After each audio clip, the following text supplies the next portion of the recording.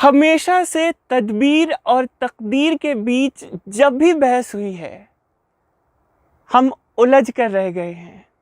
कभी हम तदबीर यानी कर्म के साथ होते हैं, कभी तकदीर के साथ होते हैं, और इस बहस में अच्छे अच्छे लेफ़्ट राइट सेंटर में तब्दील हो जाते हैं। कभी दोनों को हम मानते हैं, कभी तकदीर को तो कभी तदबीर को। ये उसी तरह का उलझा हुआ सवाल है कि पहले मुर्गी आई या अंडा, और हरी अनंत हरी कथा अनंता जैसी ये कहानी बस चलते ही रहती है जनरेशन टू जनरेशन कि कौन बड़ा है, तदबीर या तकदीर। हेलो जी, मुझे आरजे शाहनवाज कहते हैं, India's first blind radio jock in private radio FM industry. Telugu फिल्मों के एक राइटर डायरेक्टर प्रोड्यूसर हुआ करते थे के.एस. सत्यनारायण। 18 जुलाई 1972 ये वही तारीख थी जिस रोज़ के.एस. सत्यनारायण के घर में एक नन्ही कली आई, एक बच्ची ने पैदाइश ली, और इस बच्ची को सत्यनारायण जी ने नाम दिया सौम्या। इतनी मासूम, इतनी खूबसूरत कली, जैसे होता है ना गुलाब पर कोई ओस की बूंद चमकती है सुबह सुबह।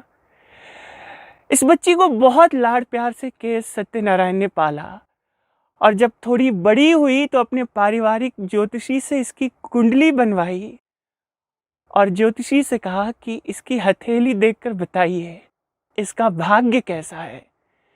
ज्योतिषी ने प्रिडिक्ट किया, भाग्य इसका बहुत अच्छा है, बहुत भाग्यशालिनी है, मगर ये बच्ची ज़्यादा दिनों की मेहमान नहीं रहेगी। इसकी जीवन रेखा लाइफलाइन बहुत छोटी है। जब से ज्योतिषी ने ये प्रिडिक्ट किया, के.एस. सत्यनारायण ऐसे पॉजिटिव और प्रोटेक्टिव हुए अपनी बेटी को लेकर कि बॉडीगार्ड हमेशा अपनी बच्ची के साथ रखते।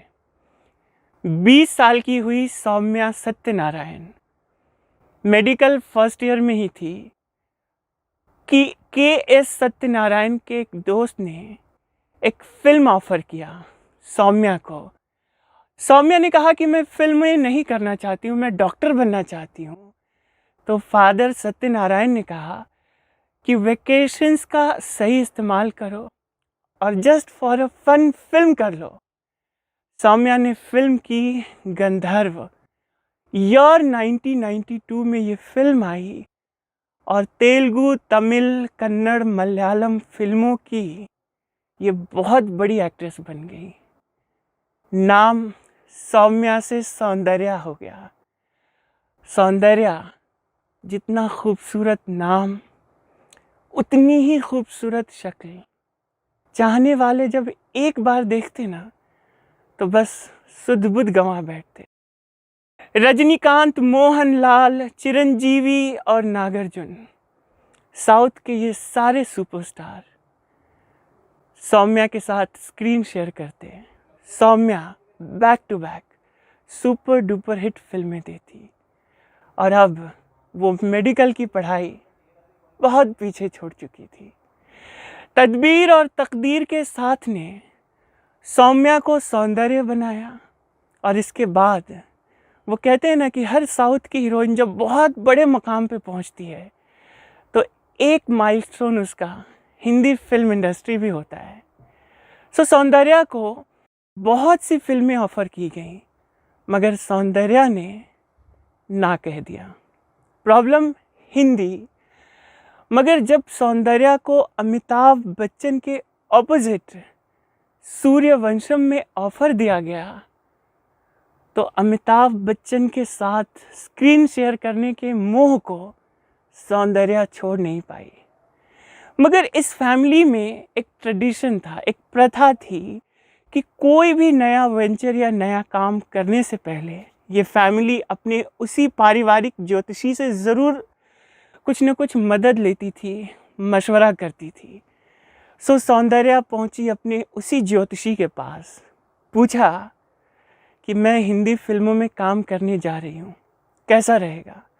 ज्योतिषी ने फिर से कुंडली देखा, और बाकी वो कैलकुलेशन करते हुए बोले कि हिंदी फिल्म तुम्हारी तकदीर में बस एक ही लिखी हुई है। मतलब साफ था कि फिल्म करना खतरे से खाली नहीं। सौंदर्या ने सोचा कि अगर एक ही फिल्म लिखी है तो चलो सूर्यवंशम अमित जी के साथ ही करती हूँ। 1999 में सूर्यवंशम आई, अटर फ्लॉप रही ये फिल्म। मगर इस फिल्म की पहचान बनती है तब से जब ये फिल्म सेट मैक्स पे हाई रोटेशन मोड पर हर दूसरे तीसरे दिन दिखाई जाती है। व्हाट्सएप ग्रुप में इसके मीम बनते हैं, इस पे जोक क्रैक किए जाते हैं। बहरहाल ये फिल्म सौंदर्या ने की, मगर हिंदी ना आने की वजह से डबिंग रेखा ने की। 2003 में सौंदर्या ने अपनी चाइल्डहुड फ्रेंड जीएस रघु से शादी कर ली। 2004 की जनवरी पॉलिटिशियन बीजेपी नेता एम वेंकैया नायडू के कहने पर सौंदर्या ने पॉलिटिक्स ज्वाइन कर ली। 3 महीनों में ही प्रमोशन हुआ और वो स्टार कैंपेनर बन गई। 2004 जनरल इलेक्शन का टाइम था। बीजेपी कह रही थी शाइनिंग इंडिया, भारत उदय, और कांग्रेस दावा कर रही थी कांग्रेस का हाथ आम आदमी के साथ। सौंदर्या बीजेपी ज्वाइन कर चुकी थी और सौंदर्या को स्टार कैंपेनर बनाकर करीमनगर भेजा गया। जक्कूर एरोड्रम बेंगलुरु 17 अप्रैल 2004 की तारीख। यहाँ से सौंदर्या ने अपने हेलीकॉप्टर में उड़ान भरी ही थी कि 100 मीटर पे जाके हेलीकॉप्टर हवा में गोते खाने लगा। देखते देखते ही वो ज़मीन पर धाराशाही हुआ और आग की लपटों में बदल गया। शोले दहक रहे थे। फायर ब्रिगेड आई और जब तक आग पर काबू पाया जाता तब तक 4 जिंदगियां ठंडी पड़ चुकी थी। सौंदर्या, उनके भाई अमरनाथ, उनके साथ एक पॉलिटिकल वर्कर थे रमेश कदम, और हेलीकॉप्टर के पायलट जॉय फिलिप। ज़माने ने जाना कि 4 जिंदगियां ख़त्म हुई, मगर कायदे से कहा जाए तो 5 जिंदगियां ख़त्म हुई। एक जिंदगी जो सौंदर्या के कोख में पल रही थी, जो दुनिया में आई नहीं थी, जिसने अपने तदबीर और तकदीर के खेल नहीं देखे थे, वो भी ख़त्म हो चुकी थी। तब से सौंदर्या को लेकर तदबीर और तकदीर के खेल पर शह और मात की बिसात कई बार बिछाई जाती है। कई बार बातें होती हैं कि अगर सौंदर्या ने एक हिंदी फिल्म नहीं किया होता तो शायद उनकी जीवन रेखा तुरंत छोटी नहीं पड़ती। मगर महज 31 साल की उम्र में सौंदर्या ने अपनी तदबीर और तकदीर से अपनी ऐसी पहचान बनाई कि जिक्र आज भी होता है।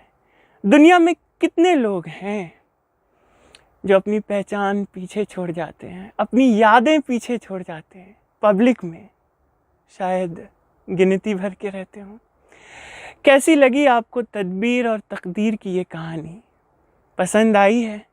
औरों से शेयर कीजिए, लाइक कीजिए, चैनल को बेल आइकन दबाकर सब्सक्राइब कीजिए और कमेंट में लिखकर मुझे बताइए कि आप किसे मानते हैं, तदबीर को, तकदीर को, दोनों को, या फिर अपनी तकदीर खुद बनाने को।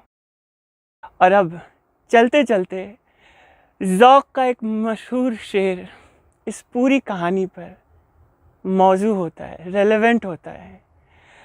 लाई हयात आए क़ज़ा ले चली चले, हयात यानी ज़िंदगी, क़ज़ा यानी मौत। लाई हयात आई क़ज़ा ले चली चले, अपनी खुशी ना आए ना अपनी खुशी चले। कौन अपनी मर्ज़ी से दुनिया में आता है और कौन अपनी खुशी से जाता है। सो ज़िंदगी को लेकर न ज़्यादा गम हो, न ज़िंदगी को लेकर ज़्यादा खुशी। एक मॉडरेट फीलिंग। अगर आज दुख है, कल सुख होगा। गम और खुशी, यही तो है ज़िंदगी के वो सिक्के के पहलू जिसके बगैर दोनों अधूरे। अगले वीडियो में मिलते हैं। अपना ख्याल रखिए। All the best, stay blessed and God bless you.